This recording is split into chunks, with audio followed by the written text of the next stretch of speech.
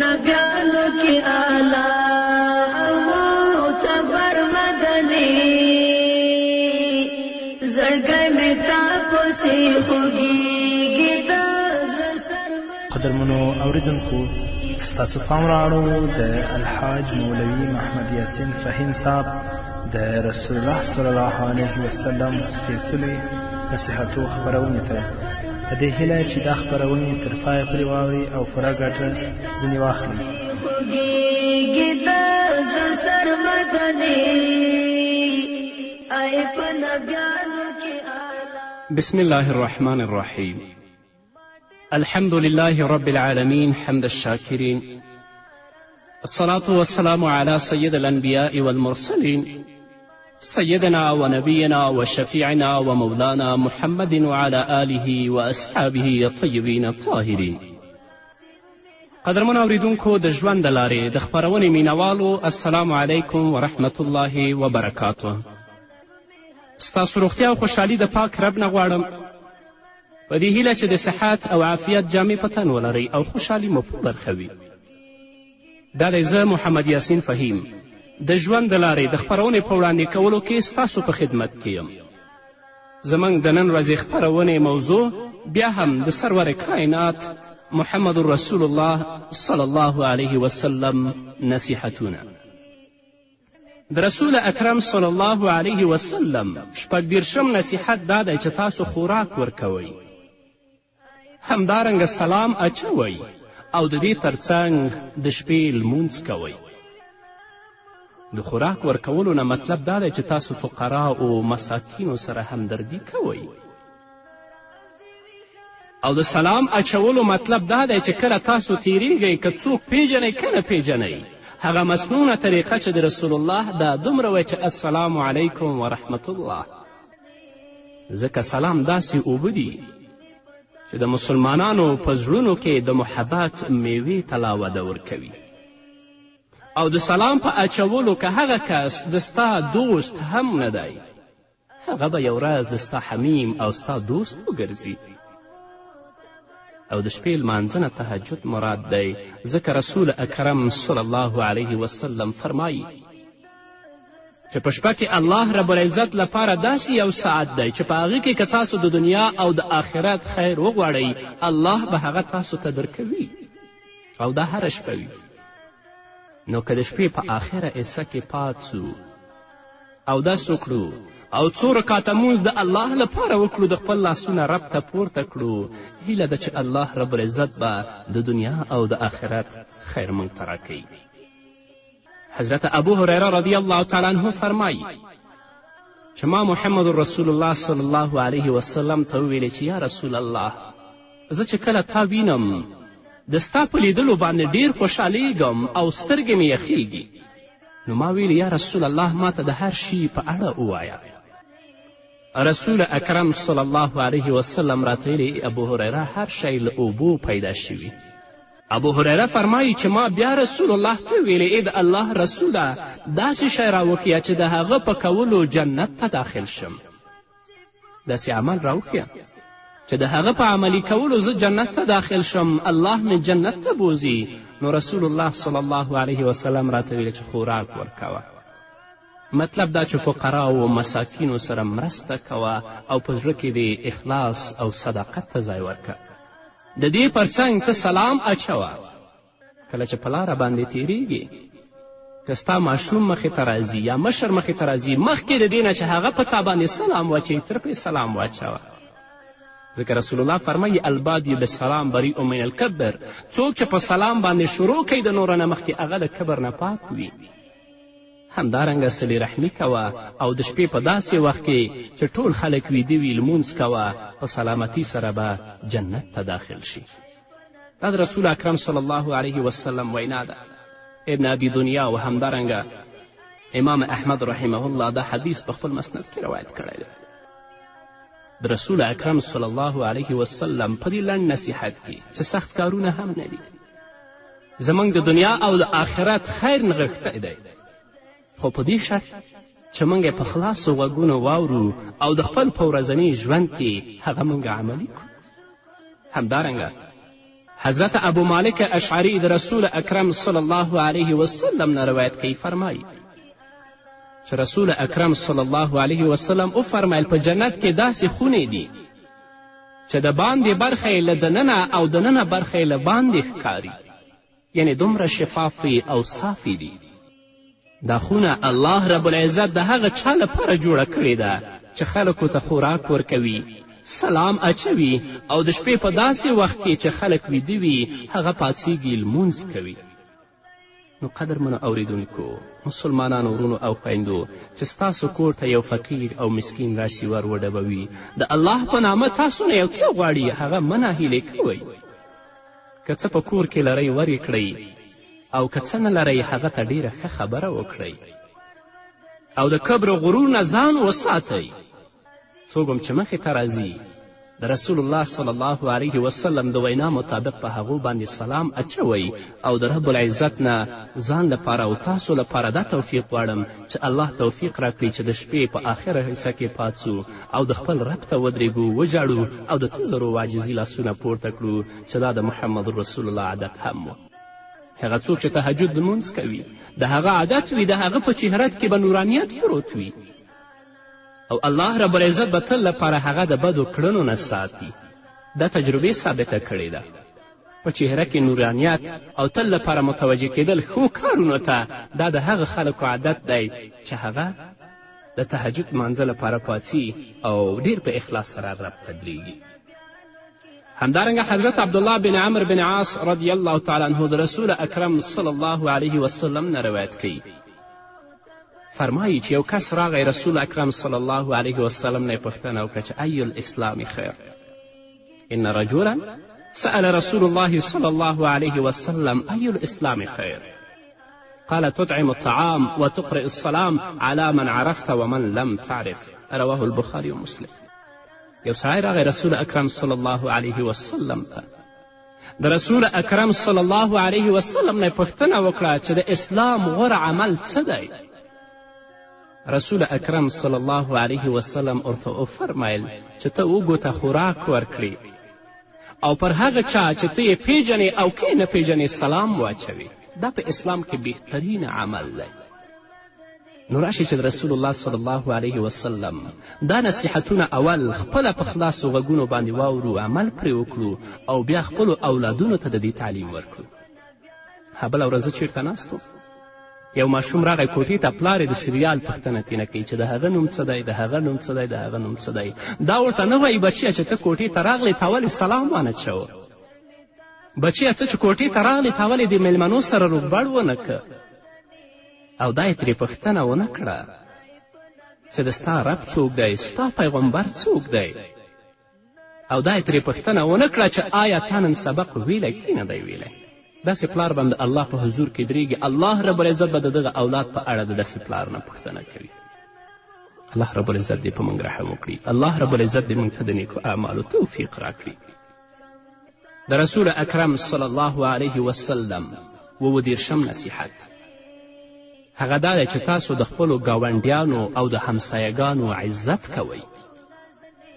هغه حدیث چې امام مسلم د حضرت ابو ذر رضی الله تعالی عنه نه روایت کړی، هغه فرمایي چې رسول اکرم صلی الله علیه وسلم وفرمیل، ما ته وفرمیل چې ای ابو ذر، کله چې ته شوروا پخوې نو اوبه پکې ډیرې واچوه او خپلو ګاونډیانو ته پاملرنه کوه، هغو ته یې ورسوه. تاسو یقین په خدای وکړئ ډېرې زیاتې کورنۍ دي چې زه یې پیژنم چې د روژې په مبارکه میاشت کې هغوی وچه ډوډۍ راخیستله او په اوبو کې خیشته کوله، په هغې باندې روژه ماتې کوله او په هغو باندې پیشنمۍ هم کوله. ډېرې داسې کورنۍ او داسې کورنۍ هم وي چې د هغو په دسترخوانونو باندې 6-7 قسمه خوراکونه ایښي ول چې د هغو هغه زیاته باندې 4-5 کوره مړېدل، دوی به د خپل کور نه واخیستل بهر به یې ورتول. د داسې انسان نه به الله پوښتنه نه کوي، د دې ګاونډي په هکله به د دې نه پوښتنه نه کوي. د داسې انسان نه مونځ نه روژه هیڅ عبادت الله څخه منظور نه دی. ابوذر فرمایي چې رسول الله ماته ویلي چې ابوذره کله چې ته شوروا پخوې نو په هغې کې اوبه ډېرې واچوه، هغه لږې امسایه چې ستاسو په څنګ کې ګاونډیان دي هغو ته پاملرنه کوه، څه نه څه ته هغو ته هم ورکوه. حضرت عبدالرحمن بن عوف رضی الله تعالی عنه فرمایي چې ورځ په مسجد نبوي کې خوراک راټول شي، نو رسول اکرم صلی الله علیه وسلم ما ته څه خوراک راکه او دا یې راته ویلې چې هغه یتیمانو کور ته ویسه ده. کور یې راوښود. نو زه لاړم، شپه وه، د هغو د کور ور مې وډبوه. هغه ښځه راغله، دروازه کې آواز وکړه چې څوک دي په دروازه کې. ما ورته ویلې چې عبدالرحمن بن عوف هم رسول اکرم صلی الله علیه وسلم ستاسو لپاره څه خوراک را استولی دی چې ستا په کور کې یتیمان دي. هغې کونډې هغې مسلمانې خور راته وویل چې زما یتیمان او زما ماشومان ډیر وږي ول، ماښام او مازدیګر هغو خوراک غوښته، په کور کې څه نه ول چې هغو ته زه ورکړم. ما یو دیګی راواخیسته، په هغه کې مې اوبه واچولې، هغه مې په اور کېښوده او دا مې ورته ویلې چې زه تاسو ته خوراک برابروم، هېڅ هم نه ول. هغوی د دې دیګي نه تاوېدل راتاوېدل چې زموږ مورجانه به اوس موږ ته خوراک تیاروي. بالاخره په هغو باندې خوب راغی، هغه وږي ویده شول. نو اوس هغه ویده دي، دا خوراک ایسه زموږ تر څنګ نور یتیمان دي چې زموږ نه هغوی ډیره اړتیا لري خوراک ته، دا هغو ته ورکړه. دا هغه خلک ول چې هغو د همسایه په حقوق باندې پوهېدل. د خپل اولادونه یې وږي ویده ول، نه غوښتل چې هغوی د خوبه راپاڅوي دا خوراک ورکړي، خو د خپل همسایه سره یې مرسته کوله. نن چې زموږ څومره د لاسه کیږي خپل ګاونډي ته نقصان او تکلیف رسوو. همدارنګه بل حدیث بخاري د حضرت ابو هریره رضی الله تعالی عنه څخه روایت کړی. هغه فرمایي من کان یؤمن بالله والیوم الآخر فلا یؤذي جاره ومن كان يؤمن بالله واليوم الآخر فليكرم ضيفه ومن كان يؤمن بالله واليوم الآخر فليقل خيرا أو ليسكت. حضرت ابو هریره رضی الله تعالی عنه د رسول اکرم صلی الله علیه وسلم نه روایت کوي چې رسول اکرم صلی الله علیه وسلم وفرمیل څوک چې پر الله او د آخرت په ورځ باندې ایمان لري هغه د خپل ګاونډي او د خپل همسایه ته تکلیف نه ورکوي. نو د دې نه معلومیږي څوک چې د خپل ګاونډي او همسایه ته تکلیف ورکوي هغه په الله او د آخرت په ورځ باندې ایمان نه لري. همدارنګه څوک چې پر الله او د آخرت په ورځ باندې ایمان لري هغه د خپل میلمه ته عزت ورکوي، د خپل میلمه بېعزتي دې نه کوي. او څوک چې په الله او د آخرت په ورځ باندې ایمان لري نو یا دې ښې خبرې وکړي او که ښې خبرې نشي کولی په مجلس کې د آرامه کیني الله والعبد نه وایي. د میلمه قدر د میلمه عزت د ستا خپله عزت دی. مخکې د دې نه چې هغه ستا کور ته راشي د هغه رزق الله وخته ستا په کور کې آماده کړی وي. حضرت ابو طلحه انصاري رضی الله تعالی عنه فرمایي چې ورځ په مسجد نبوي کې ناست و، یو سړی راغی رسول اکرم صلی الله علیه وسلم ته ویل یا رسول الله زه ډېر وږی یم. رسول اکرم صلی الله علیه وسلم آواز وکړه څوک دی چې نن ورځ زما دا میلمه بوځي د دې عزت وکړي د دې قدر وکړي هغه به ما سره په جنت کې یو ځای وي. ابو طلحه انصاري رضی الله تعالی عنه فرمایي چې ما ویل یا رسول الله ستا میلمه زه بیا یم. را روان شم کور ته راغلم، خپل میرمن ته مې ویلې چې آیا په کور کې څه شته که نشته، ما د رسول الله میلمه راوستی. هغې بادیانته او باشهامته ښځې ما ته وویلې دومره څه شته چې د خپل اولادونو لپاره مې پاخه کړي، خو هغه به زه وږي ویده کړم ته د رسول الله میلمه راوله او دا خوراک هغه ته ورکړه. او چې کله خوراک ته کینئ چې کوم چراغ دی هغه مړ که ته لاس کاسې ته وړه او مې خوره پرې چې د رسول الله میلمه موړ شي. ابو طلحه انصاري فرمایي چې ما داسې وکړه. هغه خوراک میلمه مو خوړه، دومره برکت الله پکې واچو چې ما مو خوړه، زما ښځې مو خوړه، ماشومانو وخوړه او دومره پاتې و چې ګاونډیانو ته هم ورکړه. نو رسول اکرم صلی الله علیه وسلم فرمایي څوک چې په الله او د آخرت په ورځ ایمان لري هغه د خپل ګاونډي ته تکلیف نه ورکوي، د خپل میلمه عزت دې کوي او همدارنګه چې په مجلس کې ناست دي که ښه خبره کولی شي ودې کړي کنې هغه دې آرامه کړي. الله دې موږ ته توفیق راکړي چې د رسول اکرم صلی الله علیه وسلم دا نصیحتونه عملي کړو. نور به واورو خو د یوې دمې نه وروسته. ای په نبیانو کې اعلی او معتبر مدني زړګی مې تا پسې خوږیږي د زړه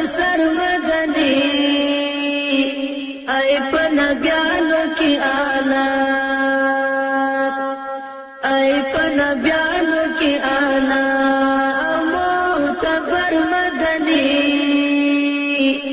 زړګی مې تا پسې خوږېږي د زړه سر مدني ای په نبیانو کې قدرمنو اورېدونکو بیا هم زموږ سلامونه او نیکي هیلې ومنئ. همدارنګه بل حدیث بخاري او مسلم د حضرت عبدالله بن عمر او د حضرت عایشې رضی الله تعالی عنها څخه روایت کړی. هغه فرمایي چې رسول اکرم صلی الله علیه وسلم وفرمایل ما زال جبرائیل یوصیني بالجار حتی ظننت انه سیورثه. رسول اکرم صلی الله علیه وسلم فرمایي جبرائیل علیه الصلاة والسلام به ما ته تل د ګاونډي په اړه وصیت کوه، د همسایه په اړه به یې وصیت کوه. زما دا خیال شو چې ګاونډیانو ته به په میراث کې حق ورکول کیږي، یعنی دومره تاکید به حضرت جبرائیل علیه الصلاة والسلام د همسایه په اړه ماته کوه. بل حدیث هم بخاري او مسلم د حضرت ابو هریره رضی الله تعالی عنه نه روایت کړی. هغه فرمایي چې رسول اکرم صلی الله علیه وسلم وفرمایل قسم په الله هغه مؤمن نه دی، قسم په الله هغه مؤمن نه دی، قسم په الله هغه مؤمن نه دی. صحابه و کرامو پوښتنه وکړه چې څوک مؤمن نه دی یا رسول الله؟ رسول اکرم صلی الله علیه وسلم وفرمایل د چا له شره چې د هغه ګاونډي په امن کې نه وي. تاسې ګورئ رسول اکرم صلی الله علیه وسلم دا جمله 3 واره تکراروي. رابه شو اوس به وګورو چې موږ خپلو همسایهګانو او د خپلو ګاونډیانو سره څومره مرسته کړې او هغو ته هم څومره تکلیف رسولی، څومره هم د رسول الله صلی الله علیه وسلم په دې نصیحت او په دې وینا باندې عمل کړی او څومره هم د دې نه سرغړونه کړې ده. که د چا سترګې د خپل همسایه ته بدې شوي، الله رب العزت به دا انسان په خپله بې عزته کوي. په ټوله ټولنه او په ټول کلي کې به الله دا رسوا کوي. نو رسول اکرم صلی الله علیه وسلم تاکیدا دا مسئله 3 وارې تکراروي چې مؤمن نه دی، مؤمن نه دی، مؤمن نه دی. څوک؟ هغه څوک چې د هغه د شره د هغه همسایه او د هغه ګاونډي په امن کې نه وي. بله خبره چې رسول اکرم صلی الله علیه وسلم نصیحت مسلمانانو خویندو ته کوي، هغه دا وایي چې ای مسلمانو ښځو، دا حدیث هم بخاري مسلم روایت کړی. فرمایي چې ای مسلمانو ښځو، هیڅ ګاونډي باید د خپلې ګاونډۍ تحفې ته په بد نظر ونه ګوري، که څه هم د اوزې یا د یو څاروي ښکر وي. ستا ګاونډی مسلمانې خورې چې د خپل وس مطابق تا ته یو شی په تحفه کې راځي، هغه ته هیڅکله په سپک نظر باندې مه ګوره. دا مسایل زموږ په کورنیو کې ډیر زیات دي چې کله هغه غریبه، هغه بیچاره د کوره ووځي، نو ټول د هغه تحفې پورې او د هغه هدیې پورې خاندي چې دی څه راوړي. خو رسول اکرم صلی الله علیه وسلم فرمایي چې تاسو د خپل ګاونډۍ تحفې پورې هیڅکله مه خاندئ، د هغې سپکاوی مه کوئ، اگر که تاسو ته په تحفه کې د یو څاروي ښکر هم راوړي. الله رب العزت دې موږ ته توفیق راکړي چې د رسول اکرم صلی الله علیه وسلم دا نصیحتونه په خلاصو غوږونو باندې واورو، تر څو چې الله رب العزت عزت د دنیا او د آخرت زموږ په برخه کړي. د رسول اکرم صلی الله علیه وسلم 38 نصیحت هغه دا دی چې تاسو له مسکینانو سره مرسته کوئ او د مسکینانو سره مینه کوئ. حضرت ابوذر رضی الله تعالی عنه فرمایي چې ما ته زما خلیل او زما دوست یعنی رسول الله صلی الله علیه وسلم 7 وصیتونه او نصیحتونه کړي دي. اول دا چې زه به له مسکینانو سره محبت کوم او هغوی ته به نږدې کیږم. هغه څوک چې واقعي مستحق دی، هغه څوک چې مسکین دی، هغه سره باید موږ او تاسو مینه وکړو او هغو ته نږدې شو. هغه ډوډۍ چې ته په واده کې پخوې، دا ولیمه ده، دا حق د اقرباو د مسکینانو دی. نن راشي چې موږ خپل واده ته څوک راغواړو؟ هغه مسکین او فقیر چې زموږ د واده ډوډۍ ته راځي، هغه غریب د دروازې شاته ناست دی، څوک هغه ته څه ورکوي هم نه، بلکې فلانی حاجي صاحب، فلانی مولوي صاحب، فلانه خان پسې کاټ مستولی او هغه راولو په کور کې یا په هوټل کې کینو. الله به تا نه پوښتنه نه کوي؟ یا هغه رواجي ختمونه او خیراتونه چې نن ورځ زموږ په کورنیو او په ټولنه کې رایج دي. خیرات د چا لپاره کوي چې حاجي صاحب پسې او مولوي صاحب پسې کاټ واستوي، که دا حق د مساکینو دی. ختم د قرآن وکړو، خیرات وکړو او کارت واستوو چې زما په دې ورځ باندې خیرات دی. هغه مسکین او فقیر بیچاره چې وږی دی، په ورځو یې څه خوراک نه ده کړی، د ستا دروازې شاته راشي، هغه غریب ته څوک ځای هم نه ورکوي. نو د رسول الله صلی الله علیه وسلم نصیحت او وصیت دا دی چې تاسو د مسکینانو سره محبت کوئ، هغوی ته نږدې کیږئ. د انسان عزت په دارایی او په سرمایه نه دی، ګوره په پیسو نه دی. که څوک دا ګڼي هغه خپله بې عزته دی. د انسان عزت په تقوا دی، د الله په ویرې دی. همدارنګه ابوذر فرمایي چې رسول اکرم صلی الله علیه وسلم دویم نصیحت او وصیت ما ته دا وکړه چې په دنیایي چارو کې به تر ځان ټیټ سړي ته ګورم نه لوړ سړي ته. ټیټو خلکو ته وګوره، هغه چې په څه ژوند تیروي، اوچتو ته مه ګوره، تر څو د هغو فساد او د هغو تکبر تا په فتنه کې وانه چوي. په زړه کې ترحم ته ځای ورکړه، شفقت ته ځای وکړه، تر څو چې کولی شي په د ټیټو خلکو باندې انسان شفقت او رحم وکړي. دریم دا چې زه به صلې رحمي کوم، که څه هم هغه پر ما باندې ظلم کوي. خپلو خپلوانو سره خپلولي مه پرېږدئ، که په تا ظلم هم کوي. یو هغه دی چې مفسدین دي، په فساد و فحشا کې گرفتار دي، دا الله درته وایي، رسول درته وایي پرېږده. اما بغیر د څه موجب نه او په لږ نزاکت باندې هیڅکله خپلولي چا سره مه پرېږدئ. او څلورم دا چې لا حول ولا قوته به ډیر وایم، لا حول ولا قوته الا بالله العلی العظیم. الله به د شیطان د دوکو د وسوسو نه ساتي. پنځم دا چې حق خبره به کوم، که څه هم ترخه وي، ځکه هغه انسان چې په حق خبره باندې خلک خفه کي الله راضي کي، هم به خلک راضي وي هم به الله راضي وي. او هغه څوک چې حق خبره نه کوي چې په خلکو باندې بده لګیږي، چې خلک خوشحاله شي نو الله ناراضه شه، نو هم به الله درنه ناراضه وي هم به خلک درنه ناراضه وي. شپږم دا چې په دیني چارو کې به د هیچ چا ملامتي پروا نه کوم. ته حق بیانوه، دین د الله مخلوق ته په سمه توګه چې الله او د هغه رسول ویلی هغه بیانوه. که خلک هر نوم در باندې ږدي وایي تا ته څه نشي رسولی. رسول الله ته خلکو کاهن ویلي، جادوګر ویلي، شاعر ویلي، مجنون و لیونی ویلي، خو هغه کله هم د حق خبره پرې نه ښودله. نو ته هم په ځانګړې توګه زموږ علماو دعوتګرو د الله دین بیانوئ، د حق خبره کوئ، که خلک هر څه وایي وایي به. اوم دا چې د خلکو به د هیڅ سوال نه کوم، څه چې غواړم هغه به د الله نه غواړم. همدارنګه بل حدیث بخاری او مسلم د حضرت ابو هریره رضی الله تعالی عنه څخه روایت کړی. هغه فرمایي چې رسول اکرم صلی الله علیه وسلم وفرمیل الساعی علی الارملة والمسکین کالمجاهد فی سبیل الله واظنه قال وکالقائم الذي لا یفطر وکالصائم الذي لا یفطر. رسول الله فرمایي له کونډو او مسکینانو سره مرسته کوونکی د الله په لاره کې د مجاهد په څیر دی. راوي وایي زما په ګمان رسول الله دا هم ویل چې د هغه مثال د داسې عابد په شان دی چې نه ستړی کیږي او د داسې روژتي په څیر دی چې تل لپاره هغه روژه نیسي. الله دې موږ ته توفیق راکړي چې مسکینانو سره مینه وکړو، هغو سره محبت وکړو. نن ورځ قدر د هغه چا دی چې هغه پیسې لري، اگر که هغه فاسد وي، اگر که هغه د دینی امورو پابند نه وي، د هغه خلک عزت کوي، هغه سره مینه کوي. او که هغه خاندي نه چې هغه خبره کوي دا خوشې خوشې ورته خاندي، نه، مفسد پرېږده. بلکې هغه چا سره مینه کوه چې هغه د الله د امورو پابند وي، اگر که هغه مسکین او فقیر وي. همدارنګه حضرت علی کرم الله وجهه فرمایي چې یو مکاتب غلام ما ته راغی چې ما ته خپل مولا ویلي چې دومره پیسې راکړه تا به آزاد کړم، زه دا پیسې نه لرم، ته را سره مرسته وکړه. حضرت علی کرم الله وجهه فرمایي ما ورته وویلې که دې خوښه وي داسې کلمې به در وښیم چې ما ته رسول اکرم صلی الله علیه وسلم راښودلي دي، که د غره په اندازه قرض در باندې وي هم به یې ادا کړي، که د غره په اندازه په تا باندې هم قرض وي د هغه کلماتو په برکت به ادا کړی شي. او دا دعا وایه چې اللهم اکفنی بحلالک عن حرامک واغننی بفضلک عن من سواک.